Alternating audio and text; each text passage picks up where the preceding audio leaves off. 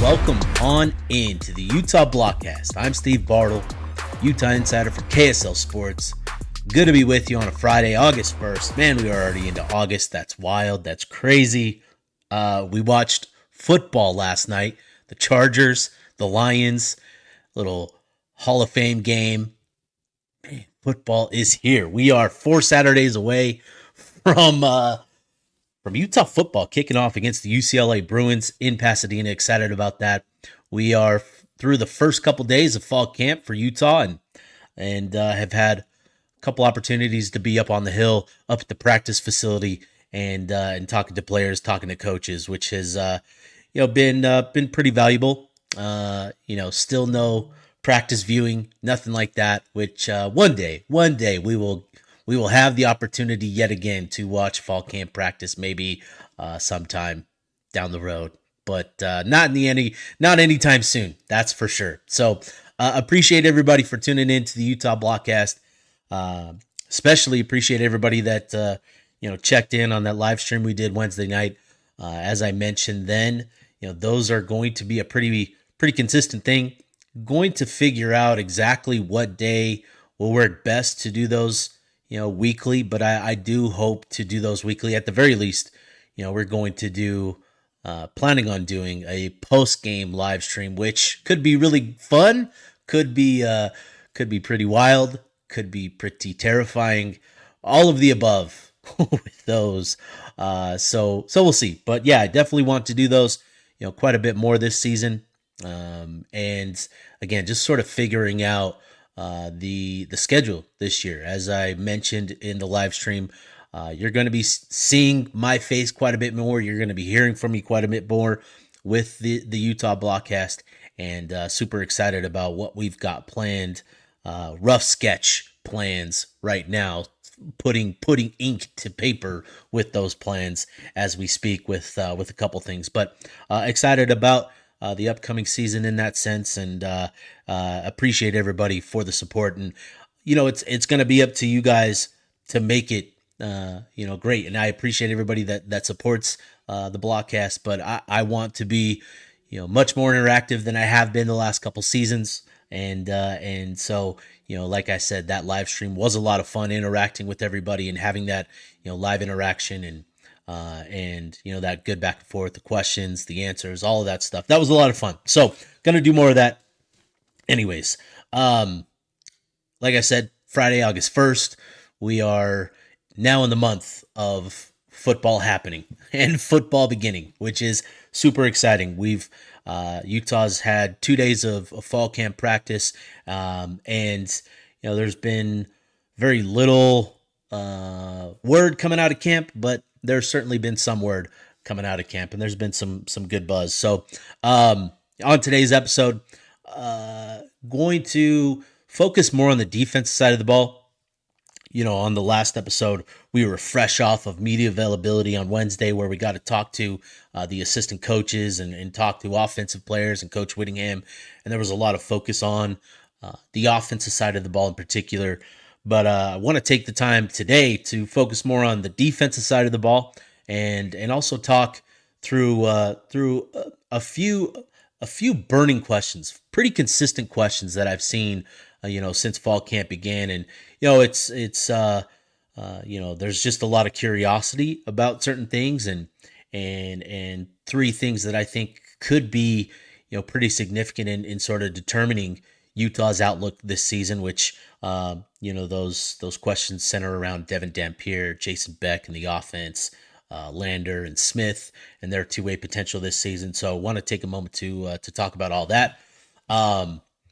But first, I think it's appropriate to open today's show talking about Celeste Mo's commitment to Tennessee, and that was a tough one for Utah to miss out on. Obviously, given the ties, given the connections to the program, the relationships, and how it seemed to be trending, in Utah's favor. Utah had prediction from Steve Wiltfong of Rivals /On3.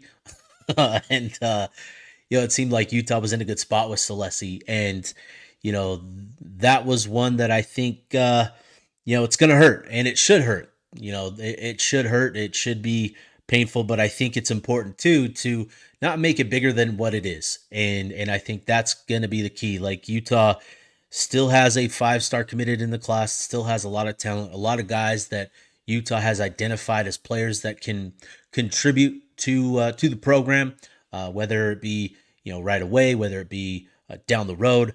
They've identified guys that they think can make an impact at Utah, and I think that's important. So, I think again, it's you're valid to feel disappointed, to feel frustrated. If you follow recruiting, and you're starting to see more and more that interest in recruiting is taking some hits with with how the game has evolved, how recruiting has evolved. But I think I just want to take the time to acknowledge, like, hey, there's still a long ways to go, and that was something that was reiterated to me, in my conversations with people, time and time again over the month of June, especially as Utah was making their run, that there's a long ways to go between now and the month of December. And Utah has always been a program that has liked to finish strong in a recruiting cycle with a big month in the month of December. And you look back at last year, even with the struggles Utah had on the field, a 5-7 season, and pretty ugly football to to put it nicely. There was a lot of concern that Utah's recruiting class was gonna come apart and fall apart, and Utah held it together. And not only that, but they finished the month of December with 6 commitments, and um, and these are now guys, now today, right? At the time, maybe there wasn't a lot of excitement around the commitments, but now, these are guys that are generating quite a bit of excitement, right? A Bird Ficklin, a Racing Guillory, a Pupu Sepulona. Those are the guys that have generated a lot of optimism, a lot of excitement.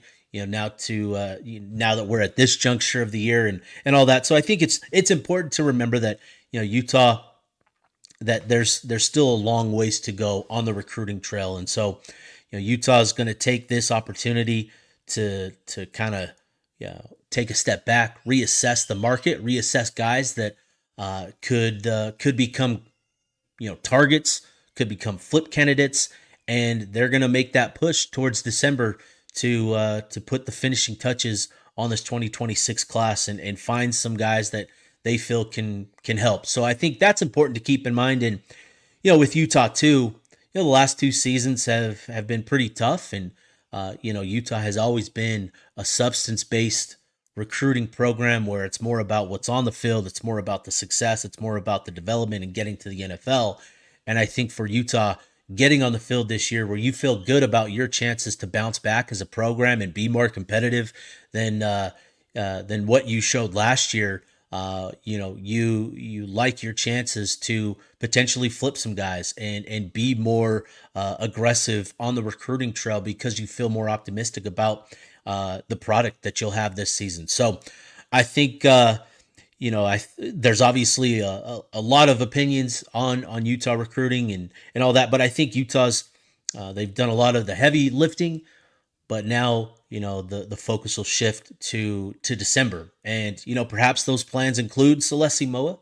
Given the relationship between the Moas and certain staff members, Lou Powell, Morgan Scalley, guys that Ben played with, there's going to be a line of communication open with the Moas, and you have success in any given year, and you never know what could happen. You go back to that 2020 cycle with Clark Phillips and Ty Jordan, and those were guys that Utah continued to push for. And given the success that they had that season, that 2019 season, they finished strong and finished with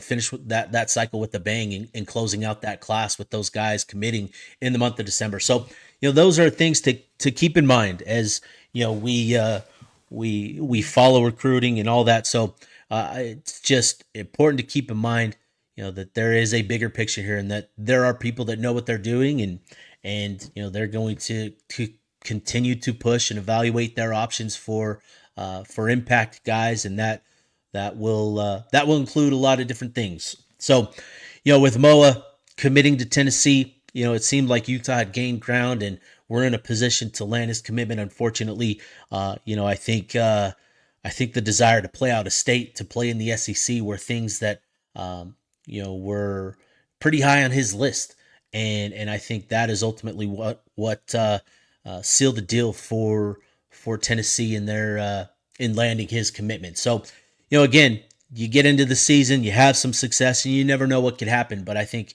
Utah will move forward. They've got good pieces in the class already, and now it's about moving forward and assessing their options moving forward to that December signing period. So, with all that said, let's shift focus to what's going on in fall camp. So, as I mentioned, on Wednesday we did a live stream and we talked a lot about Devin Dampier and the offense. And I want to give some time to the defensive side of the ball, and watching some clips from practice, and it's exciting to see the guys in action. It's exciting to get the updates, and so let's obviously with this defensive side of the ball, there's a lot that Utah brings back from a pretty productive defense last year. It's still measured out as one of the top 20 defenses in the country, according to a number of different metrics. But in the end, it was a defense that didn't make the plays when they needed to. And I think that's not to put all the blame on the defense itself. The offense put the defense into pretty tough situations, and I think the offense simply being more complementary to the defense will go a long ways. Eating up some more clock, putting together drives, and all that sort of stuff will help the defense as it gets into the fourth quarter, when it's crunch time and you need to make those plays. Utah failed to do that last year, but I think, there's just a renewed sense of hunger. There's a renewed sense of energy. And you see that with guys like Lander Barton and Logan Fano, two guys, last year that were coming off of injury, and it's noticeable how different they look, how different they sound, and you can just kind of feel the energy and juice, and just how much better they feel individually. I think Logan Fano, it's noticeable how much different he looks physically. He looks like he's packed on, a good amount of size.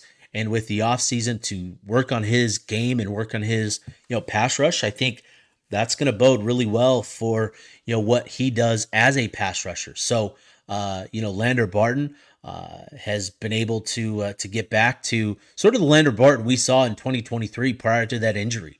And I think there's a lot of optimism about what he can be this season. And so, we had the opportunity to be up there yesterday, talking with, a handful of players. We talked to Aliki Vamahi, Lander Barton, Logan Fano, and Smith Snowden. And, it's a lot of what we've heard, from them during spring ball. Everybody is progressing. Everybody is playing well. And it's hard to ask, those guys, who is standing out to you, who are the guys that are playing well, and that sort of stuff. They're not gonna, they're not gonna, say who's playing well, who's not playing well. They're not the coaches. They're not the ones deciding that, and so there's not a whole lot you can take away from it from that sense, from that point of view. But I do think it's good to hear that there's positive play, that guys are developing, and all that sort of stuff, and just kind of getting a sense of the vibe and tone and energy, I think, is valuable as well. So, and talking to some of the assistant coaches and getting some updates and that from certain folks that I talk to frequently, I think there's a few things to keep in mind here with this defense, and a few position battles to highlight and to talk about. So, I'm just going to go through the defensive side of the ball and sort of walking through what's kind of going on with each of these position groups. And so let's start, with the big guys up front. And I think, this is a position group that has the biggest question mark around it. I think I think those question marks are fair given what Utah returns, and who they're going to be counting on to step up this season. I think those concerns are valid. I think there's you look at that group, and Utah's going to be relying pretty heavily on three guys: Dallas Vakalahi, Aliki Vamahi, and Jonalea Ea to be consistent contributors this season to lead the way for that defensive tackle room. And obviously, there's a lot of excitement around Vakalahi and what he's going to look like as he goes into year two. Again, I think it's important to keep in mind with him, he was really impressive last year, only 3 months off of his mission. Getting home in the month of May and having those 3 months to get reacclimated to the game of football.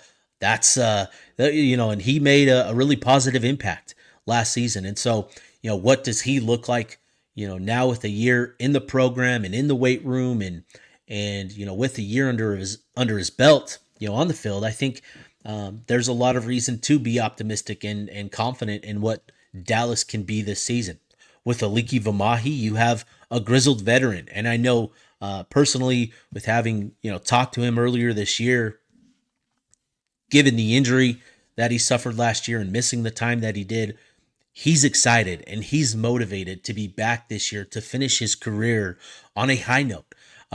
There's a lot of excitement on his end for the opportunity to be back at Utah and to lead this group. And, in getting to talk to him, on Thursday, he made the point that it's going to be important for him to step up as a leader. And knowing him and having interacted with him over the years, he's a very quiet guy. And for him to be as vocal as he was, even in that setting, I think speaks to the point of emphasis he's made with himself to be a leader within that room. And I think that's an encouraging sign to see that, to hear that from him. It was really interesting. He was, he's, like I said, he's a quiet kid. And for him to be as vocal as he was with us, I think was an encouraging sign. So he's going to be counted on as a leader. And then you've got a guy beyond those two in Jonalea Ea, who's obviously we know the story. We know what's going on with him. It's all about where's he at with his weight. And, talking to folks, he's up around, above, somewhere hovering close to 290 pounds. And that's going to be a good weight for him. Obviously, you'd love to see him, get to that 300 mark. But, 290, 295, that's a good weight for what type of role he's going to play in that defensive tackle room, right? He's going to be that 3-tech type. He's going to be the type to, be disruptive and get vertical and pressing the pocket and getting into the pocket, disrupting the action in that way. So obviously at his size, where he's a little bit taller, a little bit leaner, leverage is going to be key for him. So that's going to be something that Luther Ellis makes a point of emphasis with him during fall camp, is continuing to play with good leverage, continuing to play, with a good pad level. That's going to be the key for him this season, is not only just the weight, but playing with leverage. And so, those are going to be the three guys that do a lot of the heavy lifting. And when you look at the rest of the room, it's a very young defensive tackle room. It's 5 freshmen with a former walk-on sophomore that has now been put on scholarship in Mike Tautioli. He doesn't have any playing experience, but it's going to be on Luther Ellis to get these guys up to a standard of play that they can contribute this season. And Luther has earned a good reputation in terms of his ability to develop defensive tackles. He's had to deal with a lot of injuries over the last 2 seasons in his room, and I think that's not necessarily something that's on him. But he's maintained, a solid level of play. Obviously, there's plenty of room for improvement, but given the injuries and given the need to rotate guys and getting to your 5th and 6th defensive tackle, at times over the last 2 seasons, that's tough to establish a consistent standard of play. But I think at the very least, there's a lot of confidence in his ability to develop guys, and that's going to be paramount. It's going to be vital these next 2 weeks for Luther Ellis to, get these young guys, Carson Kafusi, Semi Tawalonga, getting Pupu Sepulona, getting Dylan Battle, and Sione Matuapuaka, getting these guys acclimated to this level of competition, and going up against this offensive line, it's baptism by fire. They're going up against what will be one of the best offensive lines in the conference. It'll be in the conversation for one of the best in the country. They have two day one, day two type draft prospects at tackle. They've got veterans that have been in the program, many years on the interior. These young guys are going up against a really good offensive line, and it's going to be a pretty steep learning curve. They're going to learn quick, but that's what you want. And if you're Luther Ellis, you have to promote that developmental mindset with these young guys. So that's going to be the process. That's going to be, the key factor for this tackle room are these next 2 weeks and getting those young guys prepared for competition this fall, because Utah is going to need at least two of those young guys to emerge as rotational pieces. That's going to be the key. So transitioning to the other guys on the defensive line, the defensive end group, obviously it's headlined by Logan Fano, and I already mentioned, he looks noticeably different in terms of his physical stature. He's put on good weight, and there's a lot of optimism that, with him having, him being healthy this offseason, that's going to benefit his game and his skill set quite a bit. And so I think there's a lot of confidence that he can take that step as a pass rusher and being a guy that can lead the team in sacks and pressures. And Morgan Scalley talked about it in his availability on Wednesday, that the point of emphasis has actually been getting this group stronger, making them tougher against the run. They've got good athletes in this room. The athleticism is apparent in guys like Lance Holtzclaw, who's got good burst. It's apparent in John Henry Daly, who's got that burst and relentless motor. But the point of emphasis was getting stronger, getting bigger, because they're going to be key to stopping the run. And in order to have that green light on third down, you've got to provide the red light on first and second down. And so that's going to be the key for this group, is being tough against the run and allowing that athleticism that they have in that room to shine. I think, there's a lot of guys in that room. I think Utah would love to have 5 or 6 guys in the rotation this season. And I think we will see, I think we'll see a number of guys this season in that rotation, with Lance Holtzclaw and Paul Fitzgerald, playing roles in pass rush situations. Logan Fano, he's going to be the guy that leads this group. And then, I look at the spot opposite of Fano.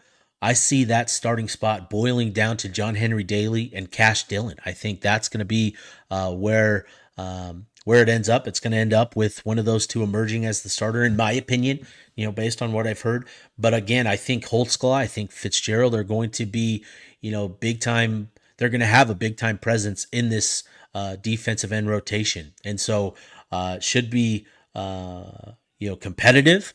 And I think Lewis Powell is going to get a lot out of this group. So you feel good about the depth, but again, I think everybody would like to see a guy take that step, and I think obviously Fano is the guy set up best to take that step as Utah's premier pass rusher this season. Transitioning to off ball at linebacker, Utah's in a good spot with their linebacker room, with Lander Barton, John O'Hall, and Levani Damuni returning this season. The depth behind them is going to be interesting. Trey Reynolds has I think established himself and cemented himself as the fourth linebacker in this room. But beyond that, there's a lot of youth, a lot of potential, but a lot of youth in this room. And so, there's been a lot of positivity around Kenai Lopes, who I think can be a versatile linebacker in the mold of a Lander Barton, who can, do some things off as an off-ball linebacker. He can be a pass rusher off the line of scrimmage. He's got good movement skills where he can be a presence in coverage as well. It's just, he's super inexperienced. And there's going to be development, but he's made plays, and Coach Whittingham has talked about him, over the last 2 years as a guy that's flashed that potential and flashed, really exciting promise. So, who emerges, from the young guys in that group, that'll be key in really sort of cementing the depth and outlook of this room. But this group, we know what this group is about with those top three, with Trey Reynolds, and it's just going to be about who steps up, amongst that young group of backers with guys like, Elijah Ellis, Christian Thatcher, Cyrus Polu, Matiake Halu, and Kenai Lopes. Who's going to emerge from that group? Transitioning to the secondary, this one's going to be interesting. You've got Smith, you've got Scooby. Those are guys that are pretty well established at nickel and corner. And that battle opposite of Scooby is going to be a pretty competitive battle. I think it was, coming into fall camp, I viewed it as 50-50 between Blake Cotton and Donovan Saunders. I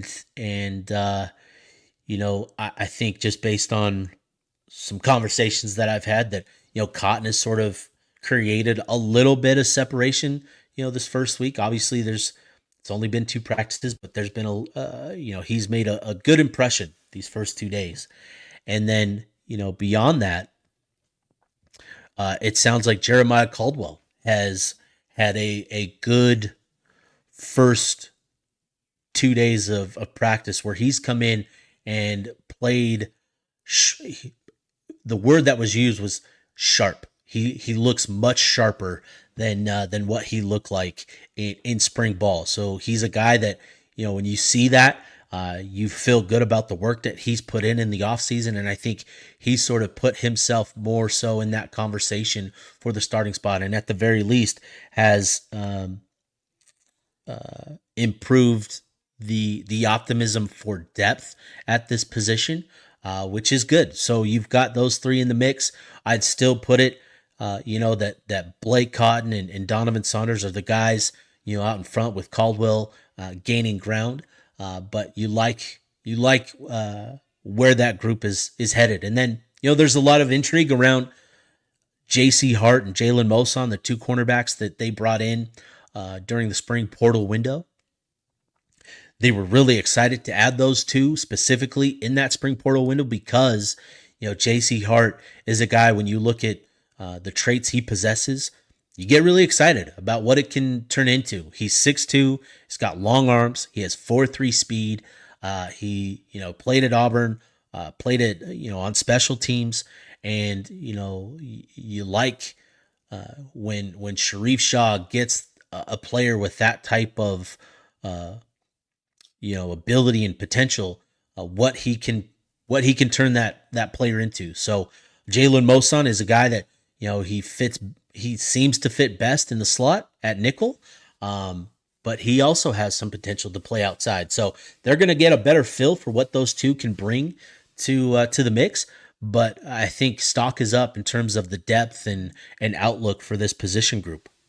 And then the other group, safeties, Rabbit Evans and Jackson Benny were the 2 names that drew the most buzz during spring ball, in that room and, on the defensive side in general. And I think those 2 can, as we get into fall camp, I think those 2 will continue to have a pretty significant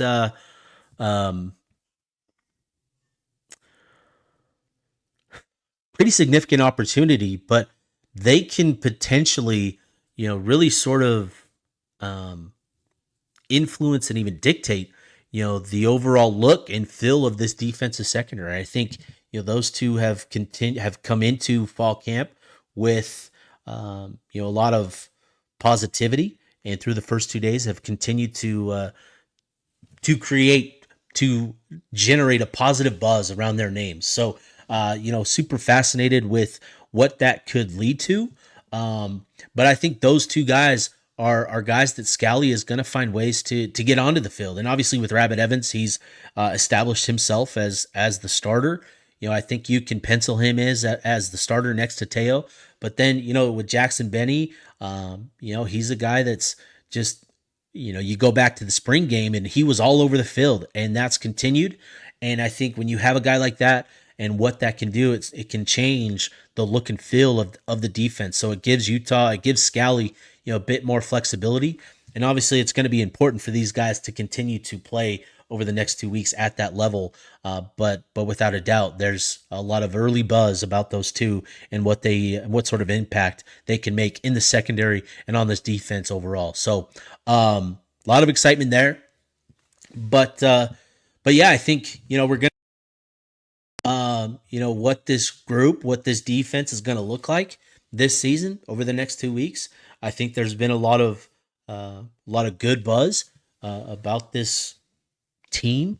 The vibes are certainly different, and as I talked about on that Wednesday episode, I think credit belongs to the coaches and the players, and I think a lot of the credit falls on Devin Dampier for the way that he's come into the program and has just sort of reinvigorated the program and the positivity around the program and within the program, and I think that's seeped into the players around him. And when you have a personality like Spencer Fano, that can go a long ways as well. And so, definitely being up there this week, there is a different vibe to this team, and I think that's really encouraging to hear. And I think it's encouraging to hear. It's encouraging to see, and I think that'll be key to Utah's turnaround this season. So, with that said, there are three burning questions that I think these are questions that have been pretty consistent, you know, since spring ball, really, but have certainly generated more talk as we've gotten into fall camp because now we're into the thick of it, right? We're into the home stretch. We're into that seventh inning where this is when it really starts to matter as you get into fall camp, and then in after a couple weeks, Utah's going to turn the page to UCLA and start their prep for game one. And so these next couple of weeks are going to be vital. And I think everybody is obviously gearing up for the season and sort of the anticipation around what this season can be and who needs to step up. And I think when you look at this team and the burning questions around it, obviously it centers on Devin Dampier himself and how prepared and ready he's going to be to lead Utah through this 2025 campaign. And obviously you love what Dampier brings to the table as an individual with what he did last season at New Mexico.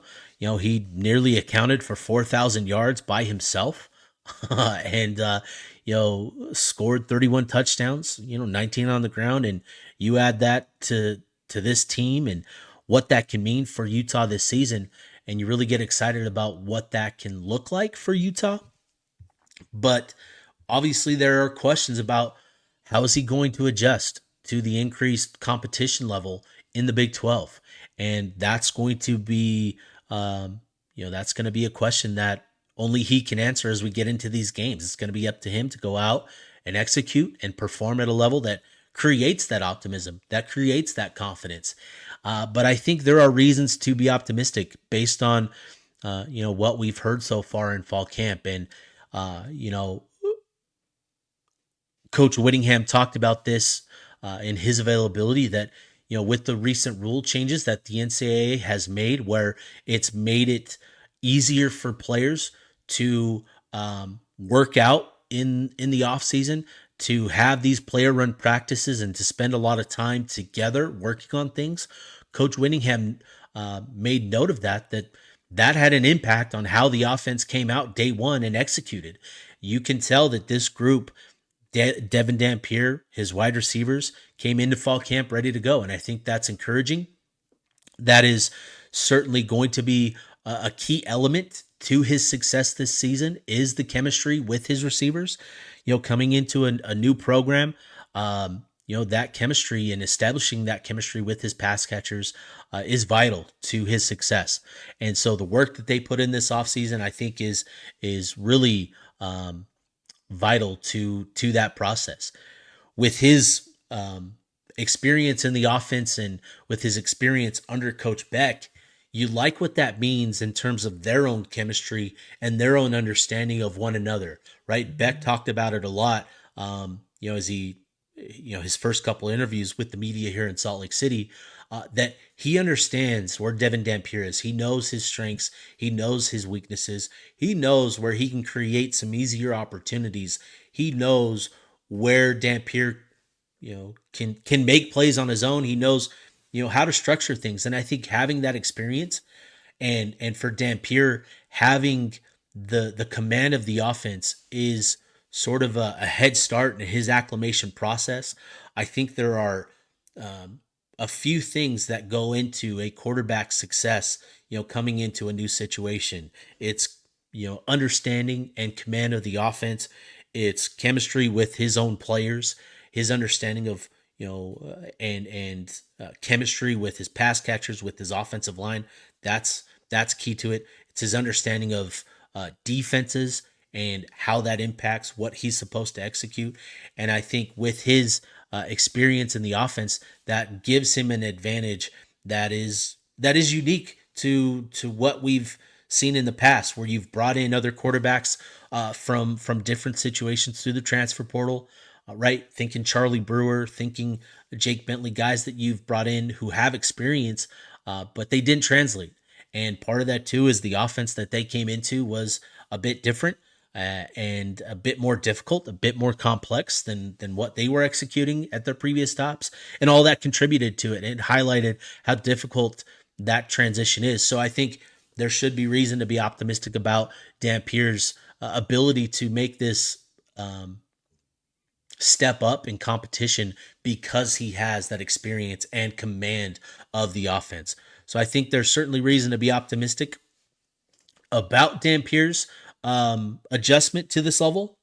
And then, the next big question that I've seen pretty consistently is Jason Beck and whether he'll have full autonomy to run the offense. And it's pretty interesting. Certainly understand it. For whatever reason, Witt has earned that reputation, but when you go back, you look at the offenses and offensive coordinators that he's brought in. Troy Taylor is probably the most infamous example of where this thought has come from, but it's certainly a question mark that not just fans but media members have, and I think Jason Beck, coming into Utah, I think there are two things that I think should lead to belief in Beck having full autonomy of the offense. And it's one reason is the guy I just talked about, Devin Dampier. Having that chemistry with Dampier is a unique situation to what's been the experience in the past, right? Having that chemistry with Dampier, knowing what he does well, I think is a big reason why Jason Beck will be able to call the offense how he sees fit. And Coach Whittingham talked about it on Wednesday as well. When he was asked what he was most excited about with this new offense, he said, "Our big play capability at quarterback with Devin Dampier. This offense suits him to a T. He's a dual threat, and this offense features a lot of QB run game, a lot of RPO, and it's going to take advantage of his skill set." And I think that's one thing to be optimistic about in terms of Beck getting to call the offense how he wants. Another reason is a word that we've heard quite a bit since Big 12 Media Days, and that's been tempo. I think that is one of the biggest differences between Beck's offense and Ludwig's offense is the pace, the tempo. And I think Beck getting to play a bit more up tempo where you're pushing the pace, I think that's another encouraging sign as to why you should buy into Beck having the ability to call the offense how he sees fit.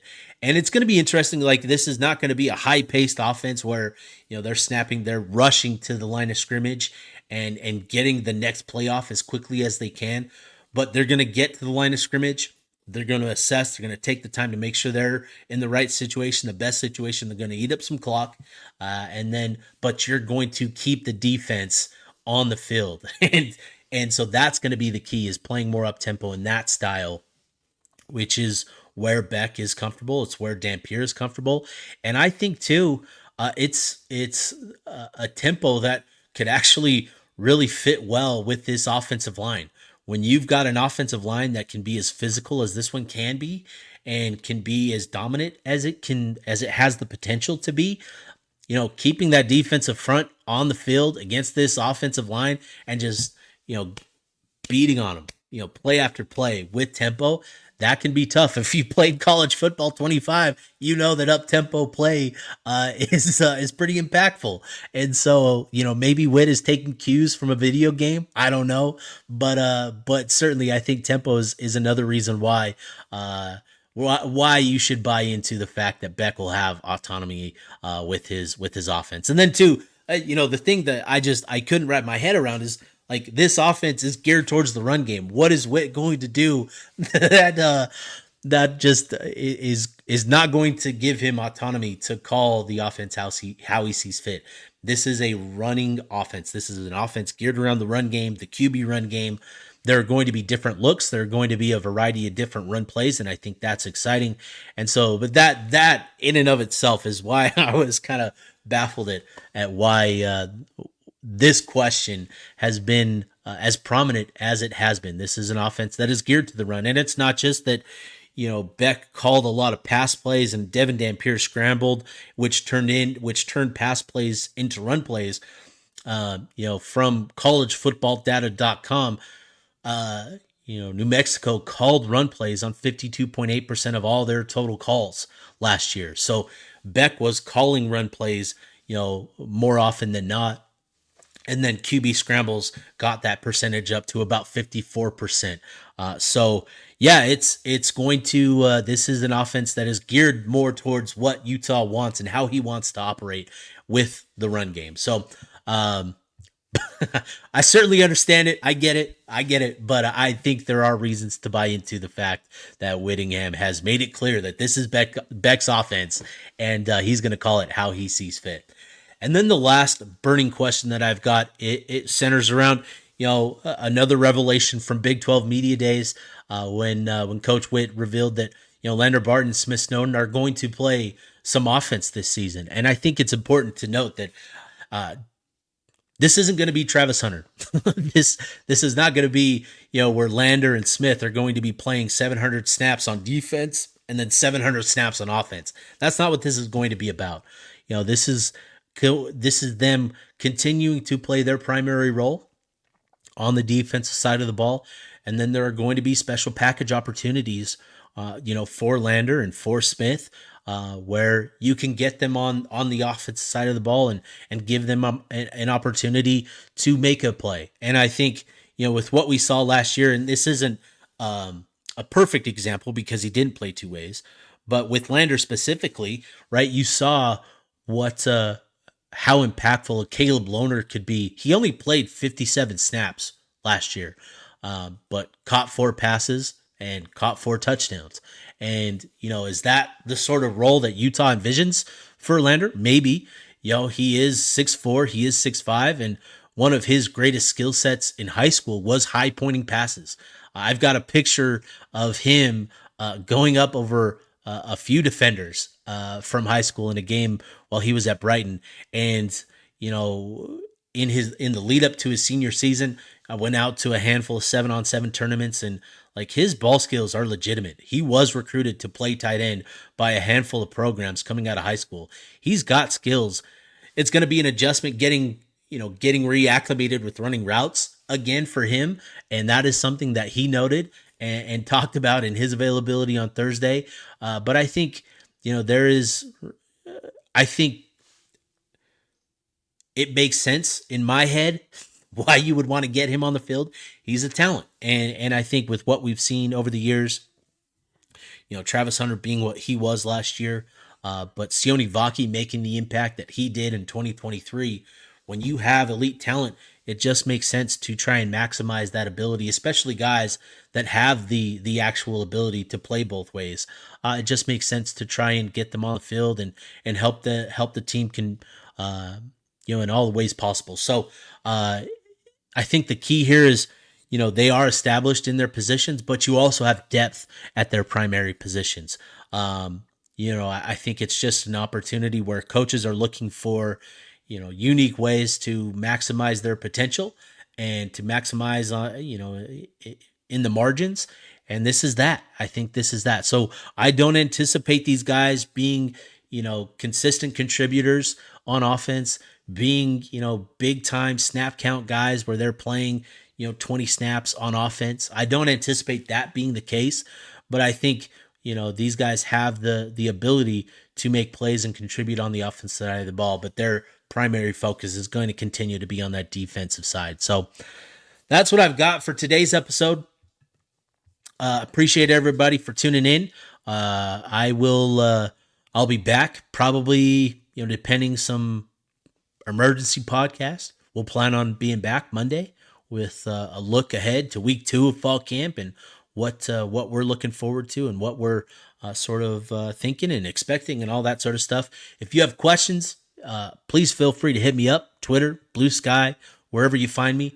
And appreciate everybody for tuning in. Excited for the season, excited to be in fall camp. And so we'll be back Monday and we'll just get going. We'll just continue on with the Blockcast and what we're doing here. So for myself, Steve Bartle, and the Utah Blockcast, signing off.